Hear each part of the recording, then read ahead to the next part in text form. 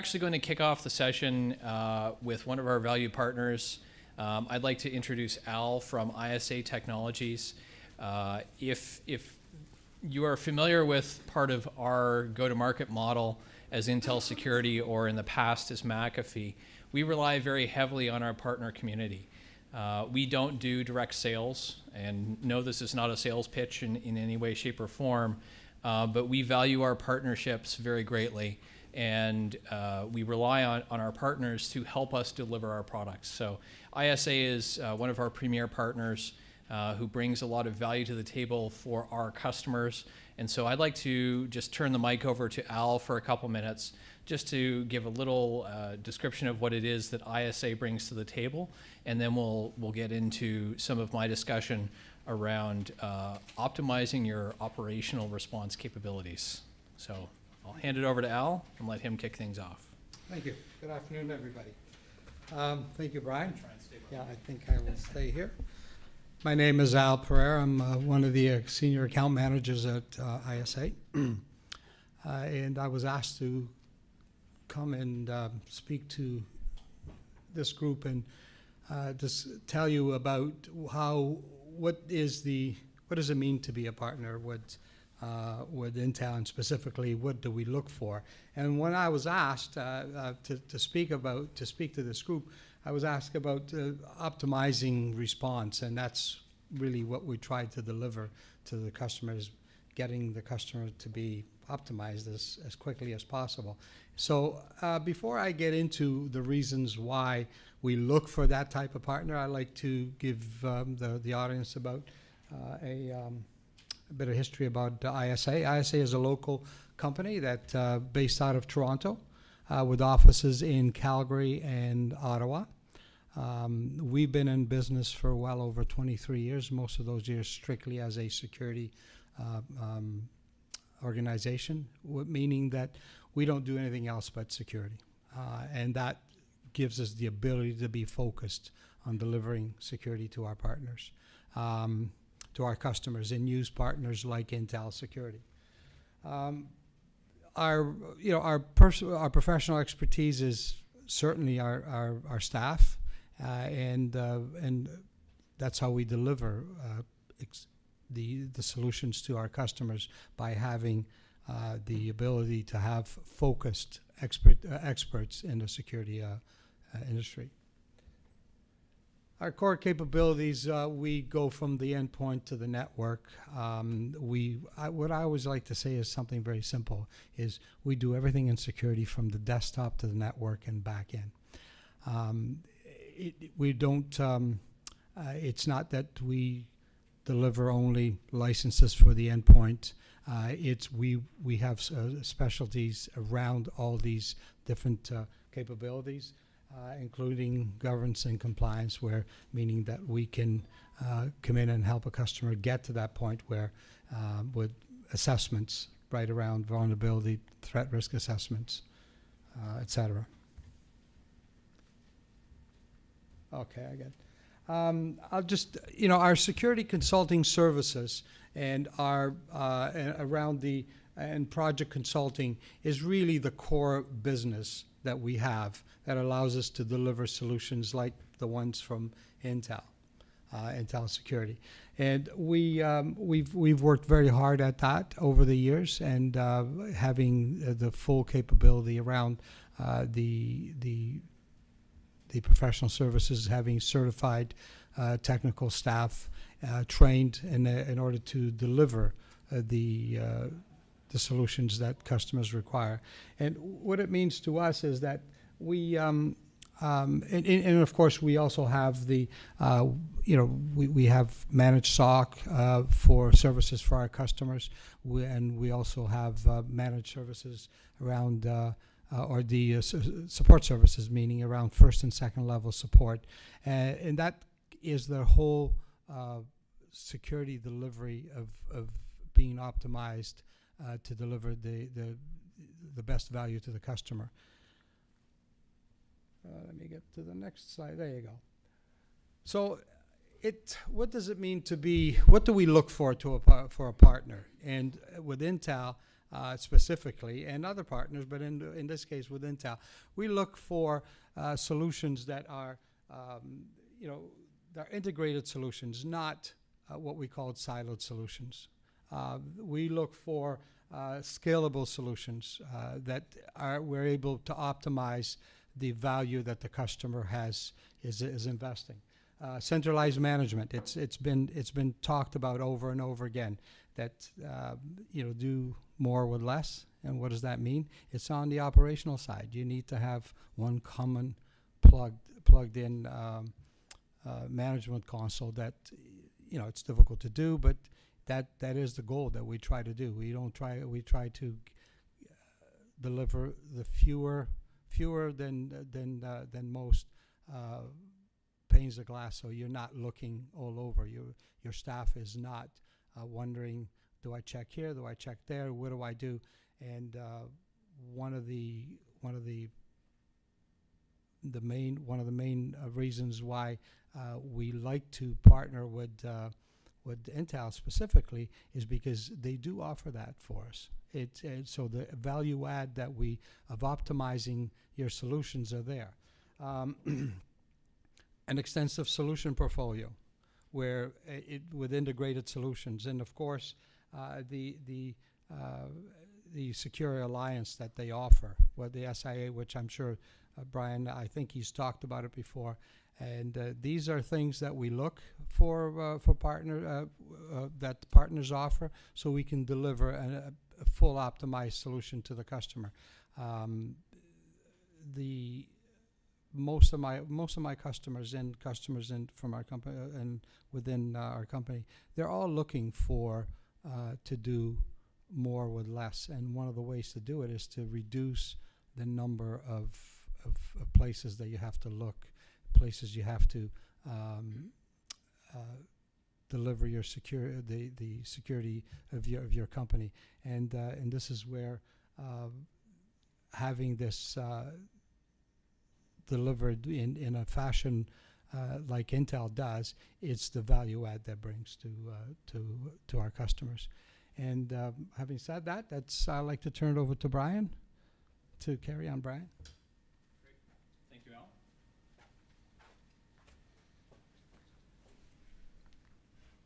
There we go. All right. So it was interesting. We were doing the breakout session previously, and I'm doing things a little bit backwards today. We're kind of doing the product, and then we're doing the strategy rather than doing the strategy and the product. So maybe it's my background. For those of you who don't know, I used to run security and operations just across the street at UHN. I was over there for about 10 years. So this is a very familiar stomping ground that has brought me back to this area. Maybe I'll start things off by doing the audience participation piece. Who is in security operations? Anyone? Okay. Anyone on the traditional operations side, infrastructure, networking, things of that nature? Okay. A little bit of everything, a little bit of smattering of both. So one of the things that I think differentiates our strategy and what I'd like to talk to you about today, hopefully talk with you, we have a question and answer period at the end, is how we can look at things a little bit differently so that we can develop a strategy to reduce the incident response life cycle.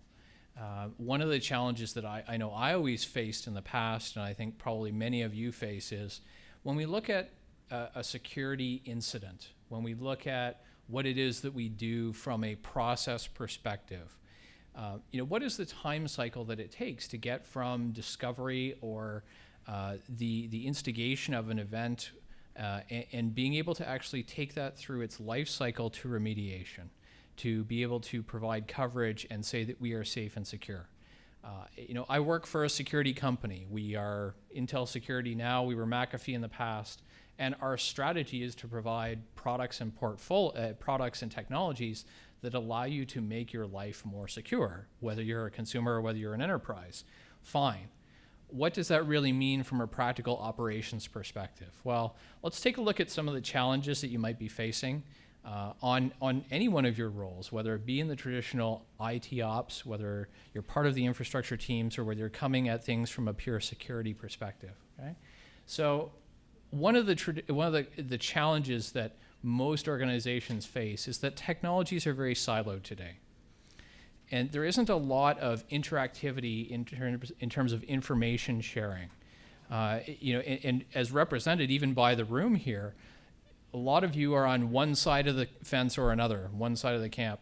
And so that lends itself to a huge logistical challenge. When you're looking at the operational console for a technology, whether it be a firewall, whether it be an IPS, whether it be part of the switching and routing infrastructure that you have that keeps things interconnected within your enterprise, your company, whether it be on the security side, and I'm the one who's responsible for running antivirus or an endpoint technology, or maybe even within security, we have divisions or siloed technologies around the endpoint or a server protection-based technology versus what we do on the networking layer.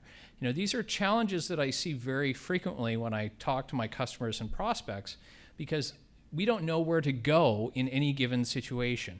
We don't necessarily know how to share and exchange information, and that lends itself to a management challenge when we start getting into an incident response scenario where we need to be able to pinpoint exactly who it is that needs to react and what technologies we need to use. It's challenging because of the siloed nature of the infrastructure itself.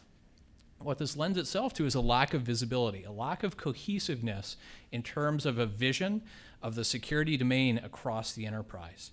We have one message that we receive in one technology, and that doesn't get propagated to the other side of the fence. It doesn't get propagated around the infrastructure enough in such a way that we have the ability to be able to determine how to react and what it is that we need to do at any given time. On top of that, the level of sophistication that we see from an attack domain and perspective is really changing all the time. Anybody seen the news recently about the hospital in, I think it was in Southern California, that paid for the ransomware attack that they were subject to? Now, they only ended up paying $17,000, which, quite frankly, in the grand scheme of things, is probably not a lot. But at the same time, I think it sets a precedent, right? It's a very strong message in a very subtle way that we are all subject to this level of activity to some degree, some way, shape, or form. And I used the example actually in my last presentation around phishing attacks that probably a lot of you have actually seen or been subject to. I got an email just before Christmas time that said, FedEx has a problem with your package. Click here to look at your tracking number, right? You get one of those? Yeah, just before Christmas. Very intelligent, right? Even from a consumer perspective, we are under attack. And the ability for us to be able to protect ourselves, number one, and number two, be able to respond to that in an appropriate fashion, whatever that may be, how do we know where to go? How do we know what to do? That's the biggest challenge today. So when we combine these factors where we have segmented infrastructure, a lack of visibility across those, and the sophistication of what it is that we're seeing and having to deal with at every level, whether it's the enterprise or whether we're down at a consumer level of technology, it's a challenge. It's a huge challenge today. There we go. So one of the things that we look at from a security industry perspective is providing intelligence. I'm sure that through some of the other sessions that you heard today, through my friends at Trend, and sorry, I represent our SIM technology within Intel, so I get the luxury of working with a lot of other technologies that are outside the traditional McAfee portfolio. And so I recognize the fact that as an industry, we are not doing a good job at defining what intelligence really means to you. And that's one of the biggest challenges that we have. We kind of all have our own idea from a company perspective. Maybe there's some level of interchange of information through standards-based technologies like STIX and TAXI, but we don't have a good perspective on what intelligence really means. Is it machine learning? Is it a threat list or a threat feed? My friends at Trend probably have one perspective that might match, might have some overlap in terms of what we see as Intel security as the threat landscape and what intelligence really is. That being said, the capability of us to be able to share intelligence and do it in a meaningful way is one of the biggest challenges that our customers have identified and our prospects. And I think really as an industry, from an IT security perspective, it's one of the biggest things that we need to get better at, that we need to be able to do. Okay? And this is kind of one of the snapshots that I like using. This is a study from SANS, and it was recently August 2015, so it's relatively current, that says, these are the areas of challenge that people are identifying from an investigation response capability or needs, right?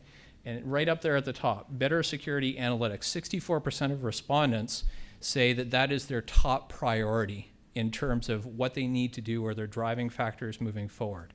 So I think that echoes the challenge that I alluded to, which is intelligence and capability are not matching the need of being able to provide comprehensive analytics across all of these technologies and all these different areas. So 4 challenges, right?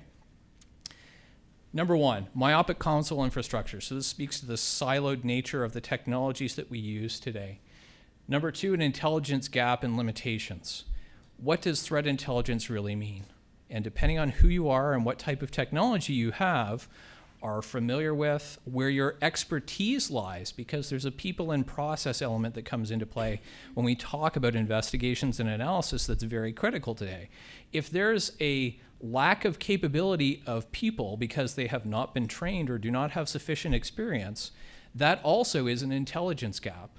It's something that needs to be overcome, and if we could interchange or exchange information in a more holistic and more comprehensive way, then that would go some of the way towards alleviating that resource challenge, which many of you are probably faced with when we talk about doing advanced detection and analysis from an IT security perspective.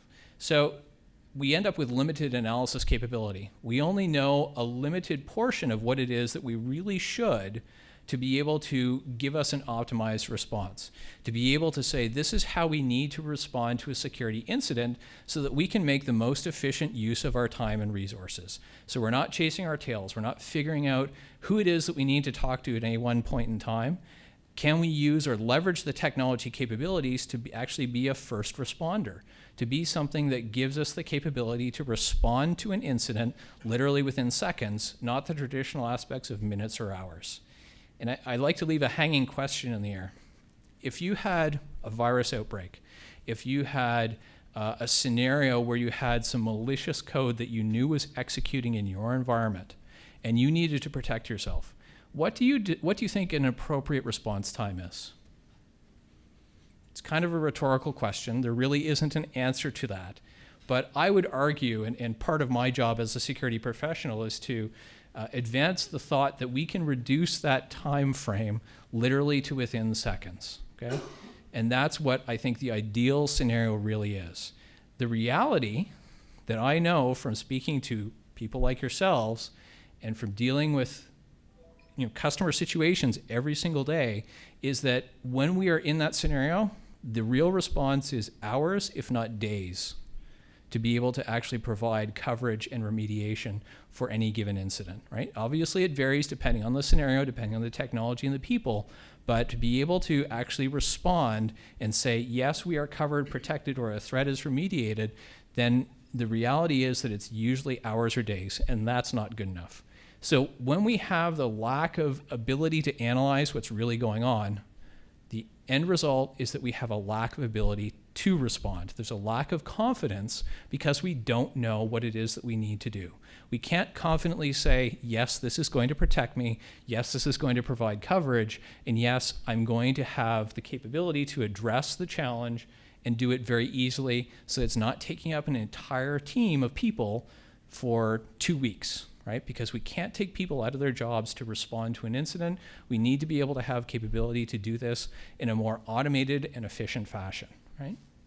So the impacts of these, I'm not going to go through these. You can see it very readily in front of you, but the lack of intelligence leads to a lack of capability of responding, right? We don't know where to go, what to do, and be able to provide confidence in our answer so that we know that we are covered, we are protected in any given situation. Okay? There we go. Okay, so how do we get there? How do we prioritize what it is that we do? Some of these things are going to be familiar to you from a concept perspective. I'm going to go outside the box a little bit, trying to go a little bit against what the industry is telling you, perhaps, because I'm trying to focus things not so much on a product perspective and more on a capability perspective, okay? So if I could postulate that we take our analysis level up to another peak, another level of capability, what are the main factors that I see as being important to achieve what I would like to call advanced analysis?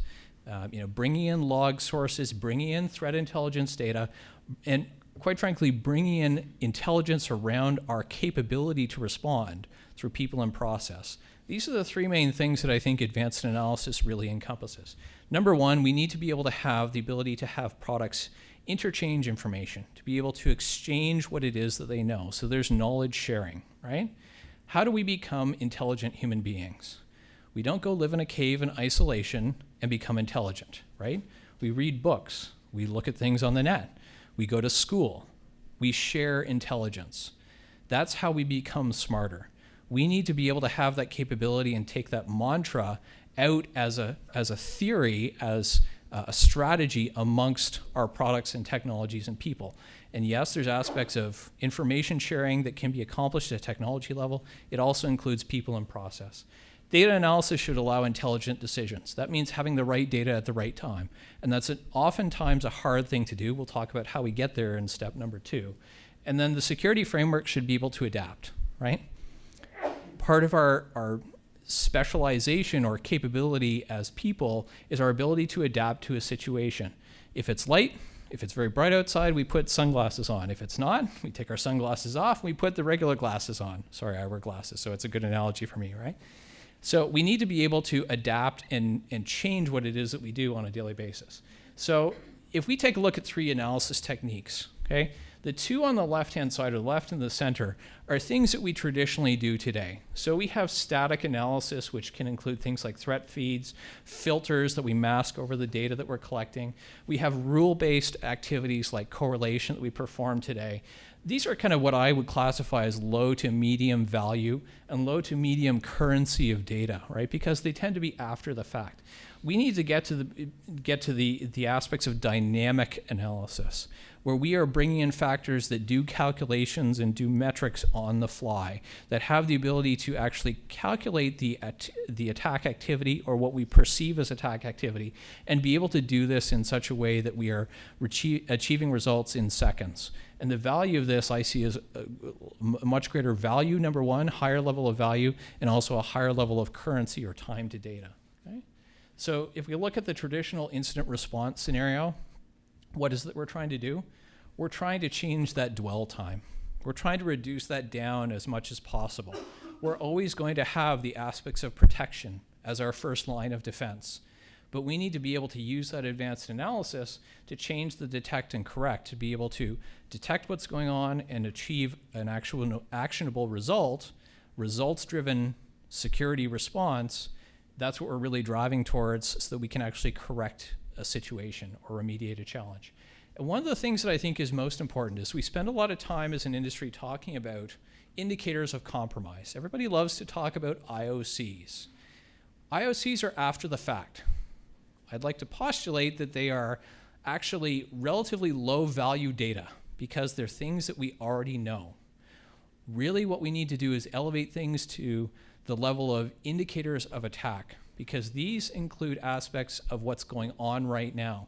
Measurable quantities around net flow data, measurable quantities around activities that deviate from the norm on a minute-by-minute basis. And that's what advanced analysis is really going to drive out, is greater level of awareness, which really comes from an IOA perspective. Indicators of attack, not after the fact indicators of compromise. And so what we have is the ability, or ideally, to ease the threat visibility and management, right? If we have the level of analysis, then we have a better perspective on what's going on. It becomes easier to say, I understand the domain and the landscape that I'm dealing with, and then I have the ability to actually manage it and control it more effectively. I know what it is that I need to do, okay? Step number 2 is operationalizing the intelligence, right? And there are a couple points you see there in front of you. Really what it relies on, to my mind, is the ability to have that information sharing, the interconnectivity of knowledge and intelligence on a timely basis so that we can actually do things like apply automation. We can actually rely on the technology, whereas today, I think a lot of you are probably relying on people and process to make those decisions, because we're still using those aspects of human intelligence, not the actual threat or machine level learning to give us the actionable results. We're still asking a security analyst to make the decision for us. And if we had an interconnected fabric, if we had information exchange between the technologies, if we didn't have siloed consoles, if they all worked together to be able to understand what is going on a minute-by-minute basis, then we could rely on automation more confidently. It's a scary thing to do, right? I understand that coming from an operations background. We don't necessarily want to just go out and have it lock down my environment because somebody kicked off a piece of ransomware somewhere. I don't want to have the entire scope of my infrastructure cut off from the internet because somebody made a connection to, potentially malicious website. That's not the type of response that we need through automation. We need something that's more intelligent and uses the threat intelligence landscape that we can provide, uses contextual reference of data that is more timely to be able to decide what it is that we need to respond on and how we need to respond. So this really comes down to extracting value from the data, right? This comes down to a platform where we have these capabilities in place, and quite frankly, analysis speed gives us the ability to extract the value out of what it is that we have. Okay? And I think this encompasses a number of different things. So it encompasses absolutely the aspects of traditional protection products, the ability to gather that information and bring in threat intelligence feeds through our technologies and through anyone that you choose, quite frankly. Not things that are specific to my company, things that are relevant to each one of you. I work with many customers in the financial industry. They have their own threat intelligence service for financial customers. We need to be able to recognize that as valuable intelligence to them from their perspective and where they're coming from, the types of infrastructures that they're trying to protect as much as anything else. And so having that value out of the data that you've extracted that is contextually relevant to you is the most important factor. It's not just sufficient to apply an industry standard or templates over threat analysis and say this works, this is a one-size-fits-all that works for everybody. It has to be something which is customized to your specific data set and what it is that you see happening within your infrastructure. If we get to that point, then we have the ability to hopefully make correct decisions. We have the ability to say, yes, I confidently know the way forward. I have the ability to understand what it is that's going on. I can bring in contextual reference that is relevant to me, and now I can automate and manage, right? And there are a couple steps that you see in front of you, things that I think are fundamental components of being able to know that we can automate. We need to have a function for hunting. This has to be an iterative process. This isn't something that we can do once and say it's good enough. It has to be something that we can allow the hunting to continue on a continuous basis. And then from that, we have the ability to be able to detect what's happening, to find the traditionally needle and haystack type of scenarios and inoculate. We can actually prevent it from occurring by making changes in the infrastructure, by setting a new set of parameters or policies across our protection technologies, like our IPSs, like our endpoints, like operational aspects. Do we need to change what it is that we do from an operations rollout perspective when we deploy a new technology? Part of the intelligence that we gain through hunting is making ourselves better and knowing what it is that we have to change from a people and process perspective. And then we then have the ability to do this and say, yes, I can block this activity from occurring in the future, and I can have a console, I can have a viewpoint that allows me to understand where I am at any given point in time. And I know there are a lot of components, or kind of a lot of moving parts that it seems like we have to bring together, but there are ways of actually allowing this to occur in a much more automated and seamless fashion than a lot of what the kind of traditional integrations really tend to imply, right? And I know that from your perspective, if we start talking about having products work together and having things intercommunicate, oftentimes in the past, what we're traditionally talking about are point-to-point integrations, right? And that is not something that I think is really a sustainable model or strategy in the future, because you want to be able to use a product today and maybe change it tomorrow. You want to be able to have that interchange of information across different types of technologies from an operations or security or an infrastructure perspective. And I want to be able to adapt that model as my needs grow. So having point-to-point level integrations where product X works with product Y but not product Z, that's not the right strategy, and that's not the way that we as an organization are really pushing the industry. We're trying to make things a little bit more ubiquitous in terms of the technology and information exchange capability, so we're not relying on those point-to-point integrations anymore, okay? And this is something that probably you're very familiar with if you're on the security operations side. Right, this is the cyber kill chain. You'll see a link down there at the bottom. This is a paper that was published from Lockheed Martin that talks about, if we are under an attack scenario, what are the steps that an attacker will use as part of their way of getting into my world and extracting something that they perceive as valuable. So for those of you who aren't familiar with the cyber kill chain, I encourage you to take a look at the white paper that's there. Because it's very eye-opening to understand what it is that's happening at every step of the process. You have to know your adversary before you have the ability to understand what it is that you need to do. And I think it's very critical for everyone to be able to say, we have the capability of responding to each one of these steps through different portions of our technology, through different portions of the infrastructure that we have in place. Okay? So in my mind, what this really ends up being is a connected architecture. We have the capability of saying, we have products that have the ability to exchange information in real time. They have the ability to understand the intelligence, the analysis capability through different techniques so that we can have efficient communication and actionable results, right? That's one of the things that we are doing as an organization, is trying to drive towards a results-driven security architecture, to be able to have the capability to know how to respond in a given situation and do it with the least amount of operational impact, to do it with the least amount of people and process involved, to leverage the technology to its ultimate extent. And so the components that are there are necessary to make that happen are things that you see in front of you here: so real-time messaging communication, standardized levels of content where we can exchange that information, and adaptive workflows that are enabled through the technology to allow this to be the end result, where we have advanced analysis and we have a results-driven security architecture that allows us to actually be more efficient, reduce the incident response time cycle to the minimum amount possible, and provide coverage where we have perhaps a gap from a people and process perspective. Okay? All right. So at the end of the day, what that means is that we have a life cycle that we need to address. We have the capability of providing protection with traditional products that are probably in place through most of your organizations or enterprises today.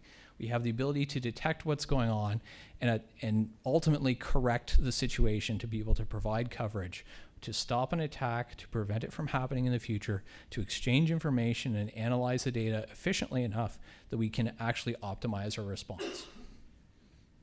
Okay. There we go. So, thank you very much for your time. We'd like to open things up for a Q&A session. Anyone have any questions? Please. Are you seeing, so in practice, what you've described here today, and it's in line with what we've heard from some of the other vendors as well, in terms of machines, devices, talking to each other, learning from the intelligence and adapting. Yes. Real time. In practice, is that what you're seeing? Is that happening effectively now? Are these vendor tools actually working well now? Right. And what's the what do you think will happen in the near future in terms of those capabilities? What do you see happening? What are we progressing towards in the near future? Sure. State of the nation, right? Where are we today versus where we'd like to be? So a lot of what I talked about from a capability perspective, we're kind of at the infancy of that. And you know, when I think about what Intel Security is doing, what our partners are doing, what the community is doing as a whole, we are not where I'd like to be, quite frankly. If I had to put a stake in the ground today, I'd say that delivering on the type of scenario that I outlined, being able to analyze and share data and be able to respond confidently, we're probably around 25% of the way there, if I had to put a metric on it, right? And part of that is an industry adoption perspective. You know, there are certain standards that exist for information exchange, like STIX and TAXI. Their ability to be truly useful today is not as far advanced as I think it would as I'd like it to be. So a lot of it, we're still at the level where we have interdependencies on this is my vendor's product versus not. But I think the world is changing. So the good news, the you know, the ray of light that I see in the future is that the world is changing. There's recognition that where we as security technology vendors in the past had an individual value proposition to offer, quite frankly, those days are over. You know, whether or not you have a sandboxing technology from me or someone else, they're all, quite frankly, very good. You know, there are subtle differences here or there, and depending on who tests them, you'll see a little bit different results on a day-to-day basis.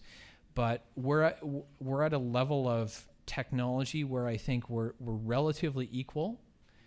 We haven't gotten to the point where we have ubiquity of information sharing yet to the level that allows this capability to happen. I think we're probably, as an industry, a year to a year and a half away. But I think it's important for us as technology providers and you as customers to have a voice that says, this is the kind of thing that I expect, quite frankly, because it benefits everybody.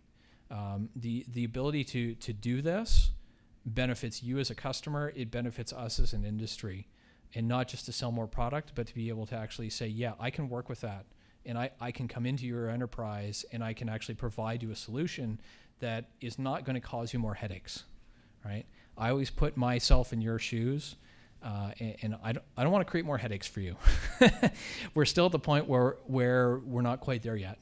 So I think we're probably about a year to a year and a half away before we get to a lot of this as kind of a truly achievable result. There are pockets where we do it better than others, quite frankly.